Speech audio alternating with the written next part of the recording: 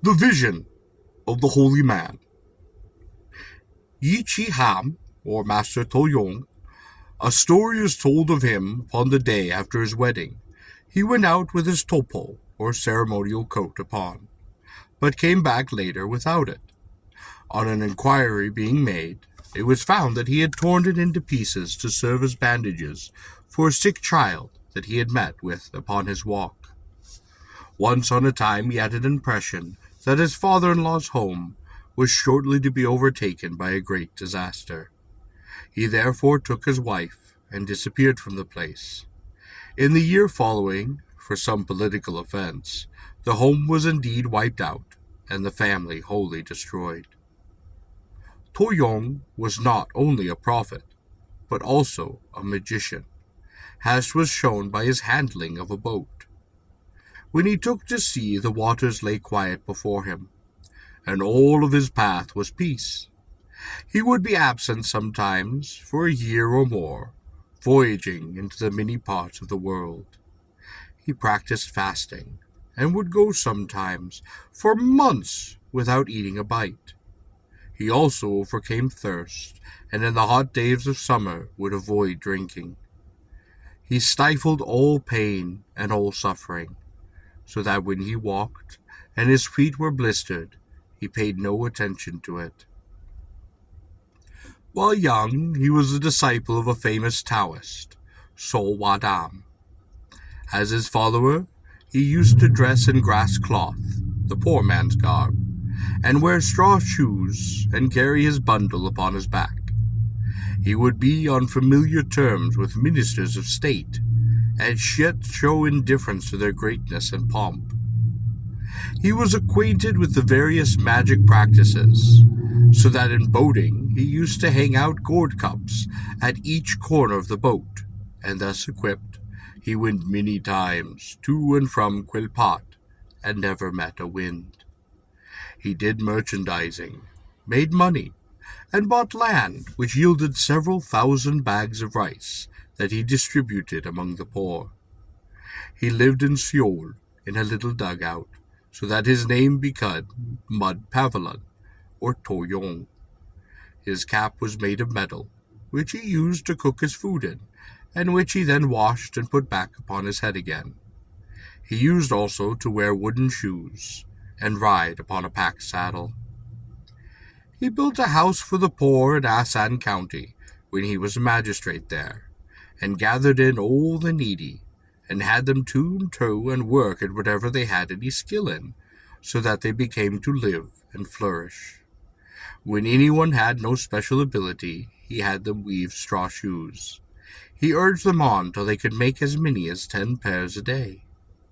Yol Gok said of him that he was a dreamer, and not suitable for this matter-of-fact world, because he belonged to the realm of flowers and pretty birds, songs and sweet breezes, and not to the common clay of corn and beef and radishes.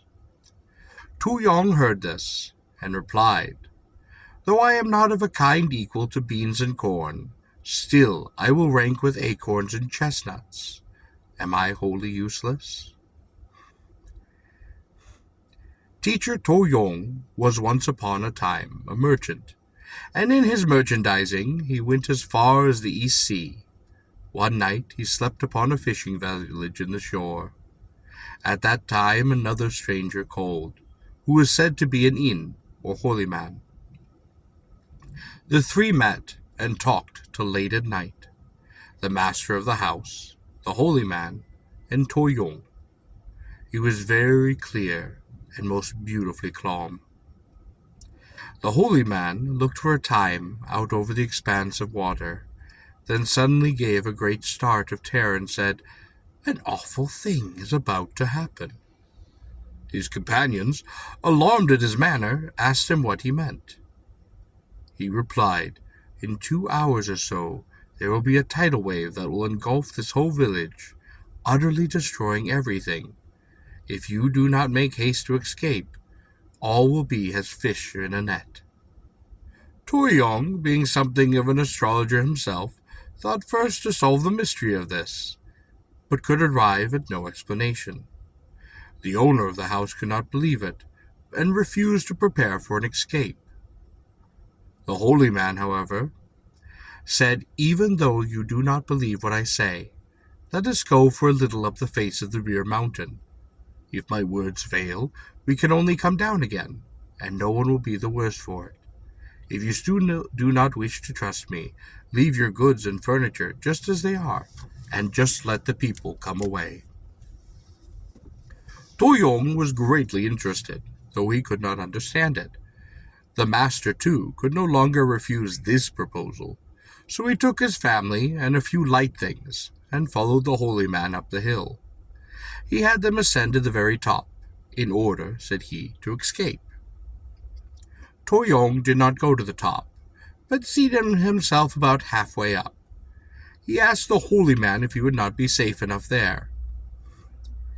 The holy man replied, "While others would never escape if they remained where you are at, you will simply get a fright, but you'll live through it."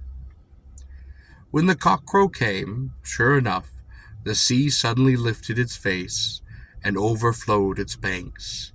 A wave came rolling up to the heavens, climbing the very mountainside till they touched the feet of Toyong.